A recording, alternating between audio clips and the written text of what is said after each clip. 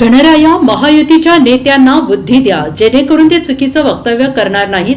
भुजबळांचं बाप्पाला साकडं.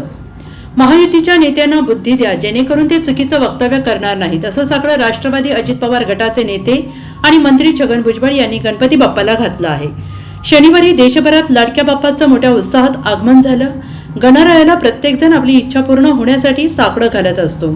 त्यातच आता मंत्री छगन भुजबळ यांनी गणरायाला साकडं घालत एक प्रकारे महायुतीच्या नेत्यांना टोला लगावलाय. लोकसभा निवडणुकीनंतर आता विधानसभा निवडणुकीचे वारे वाहू लागले आहेत आणि या पार्श्वभूमीवर सर्वच राजकीय पक्षांनी कंबर कसली आहे. राज्यात महायुती विरुद्ध महाविकास आघाडी असा सामना रंगणार असल्याचं चित्र आहे. त्यातच महायुतीत गेल्या काही दिवसांपासून आरोपांच्या फैरी सुरू झाल्या आहेत. यावरून मंत्री छगन भुजबळ यांनी महायुतीला सुनावलेलं आहे. छगन भुजबळ म्हणाले, परमेश्वराने आमच्या महायुतीच्या नेत्यांना आणि कार्यकर्त्यांना बुद्धी द्यावी, जेणेकरून ती चुकीचे वक्तव्य करणार नाहीत. आपण सगळे एक आहोत आणि सगळे मिळून विधानसभा निवडणुकीला सामोरं जाणार आहोत.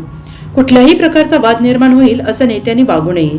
आपल्यात भेदभाव असल्याचं चित्र जनतेसमोर आणू नये असं त्यांनी म्हटलं आहे. आणखी एक प्रार्थना करतो की आमच्या सगळ्या लोकांना महायुतीच्या परमेश्वरा श्री गणेशा बुद्धी द्या आणि कुठल्याही प्रकारे जे आहे आपापसात वाद निर्माण होईल अशा प्रकारचं वक्तव्य कृपया करू नका. आपण आता लढायला सुरुवात झालेली आहे.